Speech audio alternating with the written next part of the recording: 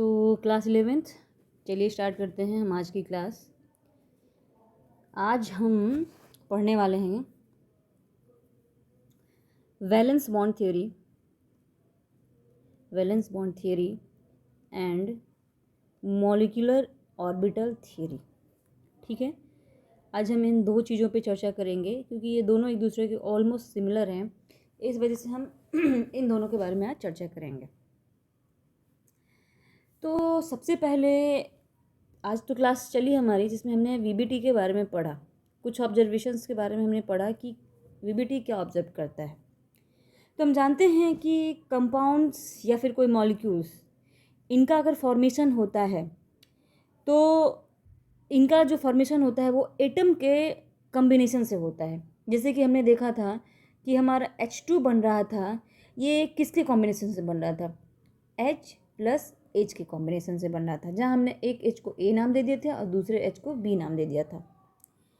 Valence bond theory और molecular orbital theory, दोनों ही theories जो हैं वो ये एक्सप्लेन करती हैं कि कैसे मॉलिक्यूल्स का फॉर्मेशन हुआ, या फिर हम कह सकते हैं कि both the MOT and VBT explain the formation of the molecules. ठीक है, both VBT and MOT explain the formation of molecules। ठीक है, ये दोनों ही क्या बताते हैं? मॉलिक्यूल्स के फॉर्मेशन को। अब बात VBT की करें तो VBT या valence bond theory explain the formation of the molecules by participation of electron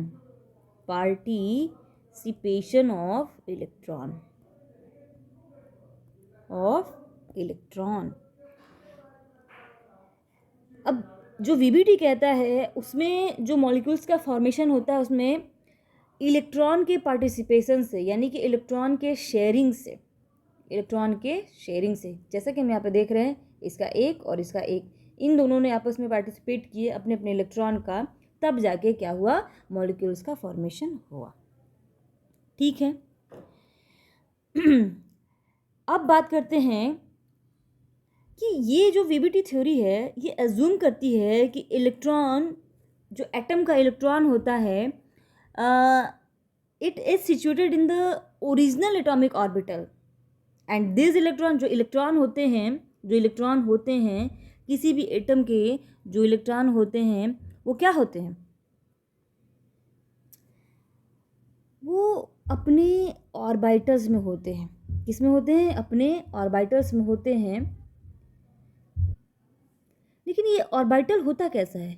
ये उस एटम का अपना ओरिजिनल ऑर्बिटल होता है। यानी कि अगर स्टेटमेंट दे तो हम ये कह सकते हैं कि as per the VBT theory, VBT assume that the electron in the atom are in the original atomic orbital।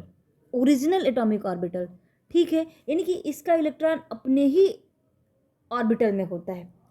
ठीक है, उसके बाद जो कि यूज होता है किसके लिए? बॉन्डिंग बनाने के लिए। यानी कि इस एटम के ऑर्बिटल में इसका इलेक्ट्रॉन, इस एटम के ऑर्बिटल में इसका इलेक्ट्रॉन। और मैंने क्लास में बताया था कि जब ये बॉन्ड बनता है तो ये अपना इलेक्ट्रॉन और ये अपने इलेक्ट्रॉन के अपने इलेक्ट्रॉन को पार्टिसिपेट करते हैं किसमें?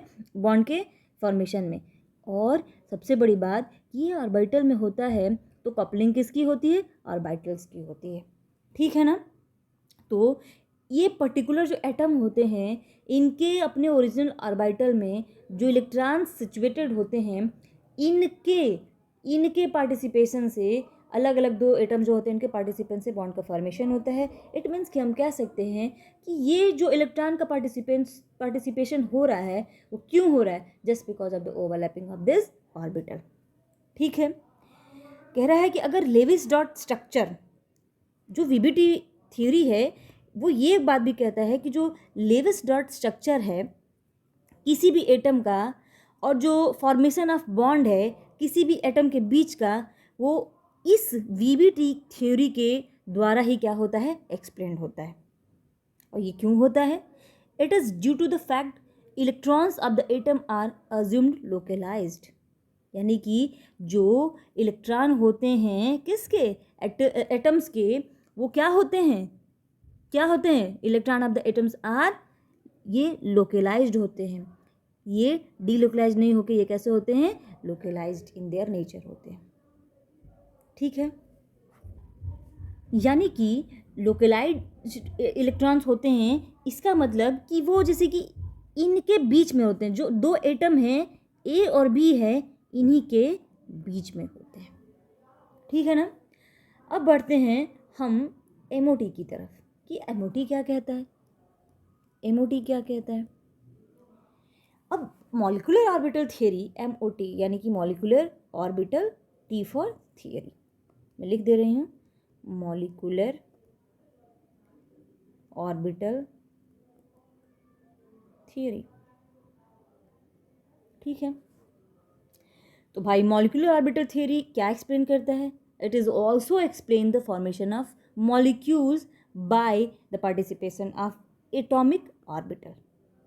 ठीक है, अच्छा अब एक बात बताइए, उसमें और इसमें क्या अंतर है, वीबीटी में और एमओटी में क्या अंतर है?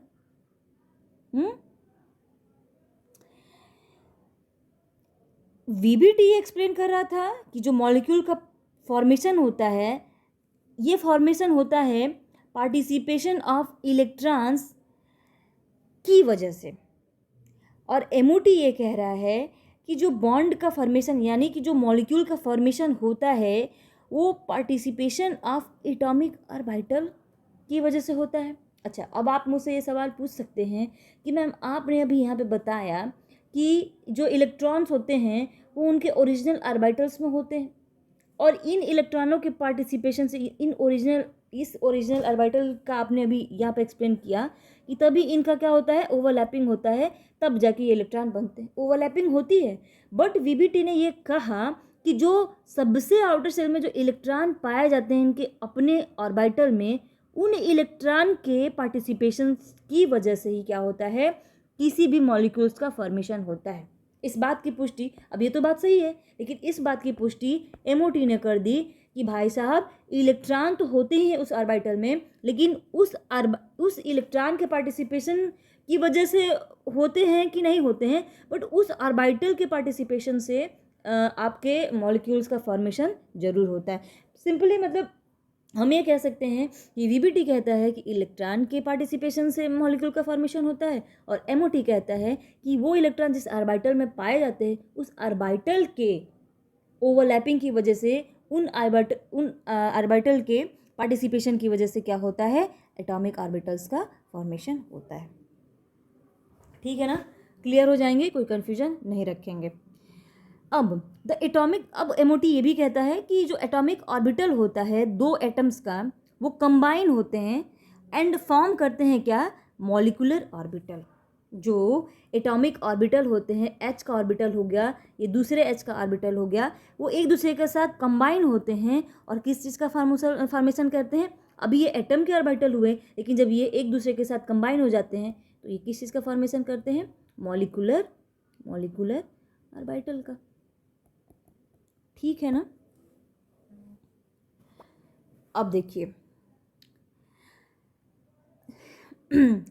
जो एटॉमिक ऑर्बिटल है दोनों के लिए, दोनों ही एटम के लिए, इसके लिए भी और इसके लिए भी, ठीक है। अब हम इसकी बात करेंगे कि जो इसका एटॉमिक ऑर्बिटल है और जो इसका एटॉमिक ऑर्बिटल है, ये इनका should have the same symmetry and the same energy.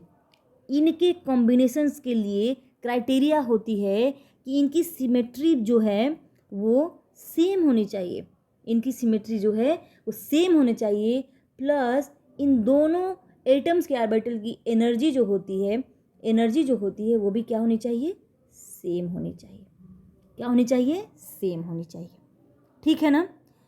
ये MOT theory is also explain, ये भी बताती है कि formation of the molecules by orbitals क्यों होता है, because it is the electrons are de, it's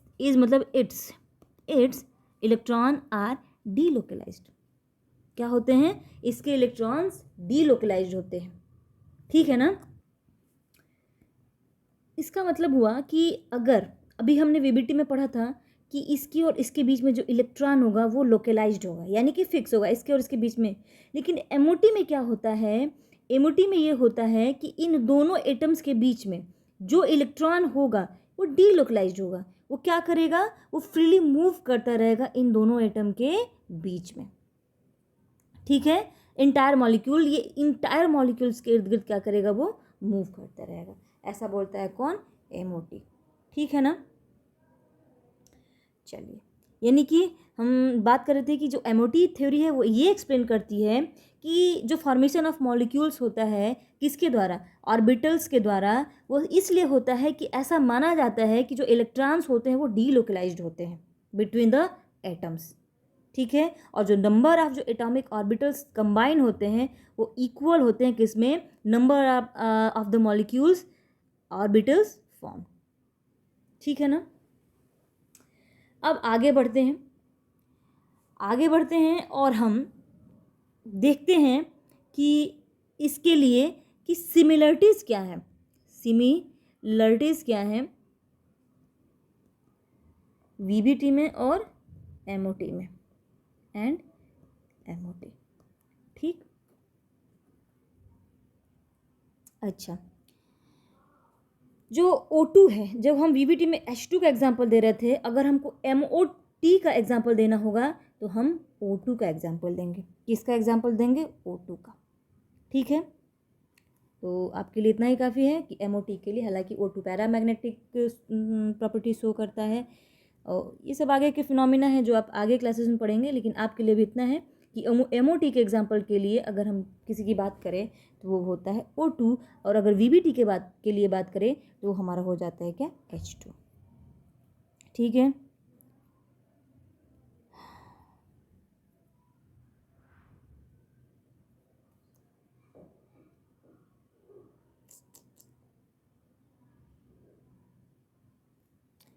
अब हम बात कर लेते हैं किसकी, सिमिलरिटीज़ की।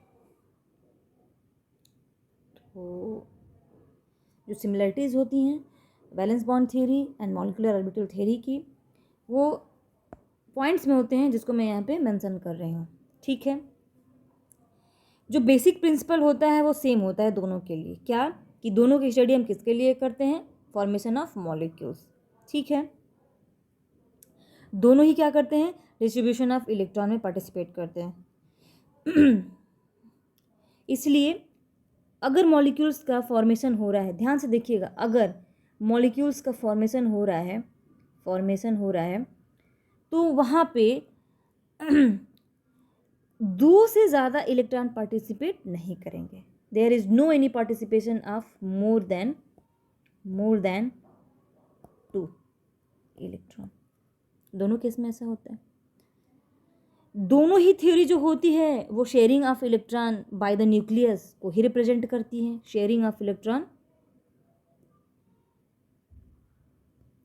अच्छा, ये इलेक्ट्रॉन बाय द न्यूक्लियस, ठीक है। दोनों के ही हिसाब से हम according to both the theories the energy of overlapping orbital must be comparably same, ठीक है। जो एनर्जी अभी हमने पहले पढ़ा कि जो शेयरिंग ऑफ ऑर्बिटल होती है उसकी क्या, उसकी क्या कह सकते हैं उसको, सिमेट्री, उसकी सिमेट्री और एनर्जी जो होती है वो सेम होनी चाहिए दोनों के केस में, ठीक है। अगर आप डिससिमिलरिटीज़ की बात करते हैं, ये 3-4 पॉइंट जो निकल के आ रहे हैं वो सिमिलरिटीज़ की बात करते हैं, लेकिन अगर हम डिससिमिलरिटीज़ की बात करते हैं तो हम पहले डिफरेंस की बात कर लेते हैं। Difference in VBT and MOT, ठीक। अब इसका हम नोट्स बनाएंगे। एक तरफ हम लिखेंगे क्या, वीबीटी, और दूसरे तरफ हम लिखेंगे क्या, एमओटी, ठीक है। ये लाइन ड्रॉ कर लिया हमने। वीबीटी में जो हमारा पहला पॉइंट है, वीबीटी में जो हमारा पहला पॉइंट है वो ये है कि bonds are localized to 2 atom not molecules. ठीक है, जो बॉन्ड्स बनते हैं तो उन वो बॉन्ड्स जो होते हैं किसके बीच में होते हैं, दो एटम्स के बीच में होते हैं, ना कि दो मॉलिक्यूल्स के बीच में। तो लिखते हैं इसको, बॉन्ड्स आर लोकेलाइज्ड, ये डिफरेंस देख के आपका क्लियर हो जाएगा, लोकेलाइज्ड बिटवीन टू एटम। ठीक है, नॉट मॉलिक्यूल्स। दूसरा, जो वैलेंस ऑर्बिटल थ्योरी है वो किसके द्वारा प्रपोज किया गया था, मैंने बताया था आपको, हिटलर और लंदन के द्वारा 1927 में। तो VBT theory, valence bond theory proposed by Hitler and London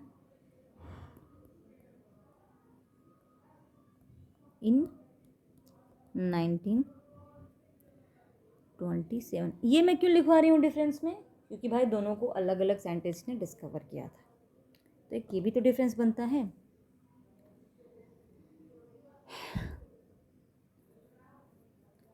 ये जो वीबीटी है वहाँ पैरामैग्नेटिज्म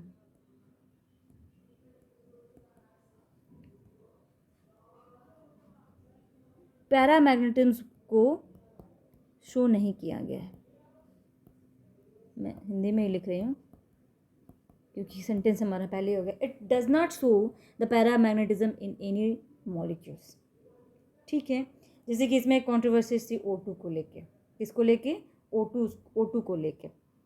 O2 को इसने बताया था कि all the electrons are filled in this orbital, कि सारे इलेक्ट्रॉन जो होते हैं वो फिल्ड होते हैं, but there is no any unpaired of electron.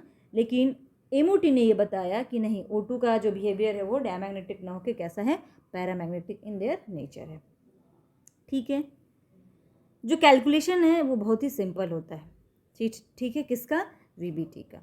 इसके अपोजिट अगर हम एमओटी पे आते हैं तो जो बॉन्ड्स होते हैं एमओटी में, एमओटी ने बताया कि bonds are localized between two atoms as well as, this is the most important topic, as well as in between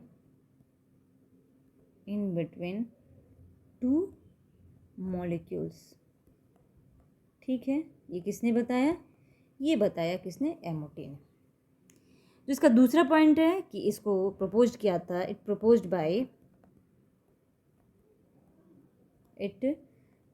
bye Hund and Mullikens. ठीक है, एफ हुंड उनका पूरा नाम था, तो मैं हुंड लिखती हूँ, हुंड एंड RS मुलिकन, या sorry spelling, Hund and Mulliken है, या ठीक है, इसको देख लीजिएगा, मुलिकन है या मुलिकिन है, मुलिकन ही है। ठीक है, कब, 1932 में, कब, 1932 में। ठीक है, अच्छा एक और बात, यहाँ अगर हम वीबीटी में बात कर रहे हैं तो यहाँ रेजोनेंस की बात की जाती है, यानी कि resonance play an important role in this theory. But अगर हम लिख दे रही हूँ यहाँ पे मैं, इन दिस वीबीटी रेजोनेंस क्या है, आप पढ़ चुके हैं, प्ले एन इम्पॉर्टेंट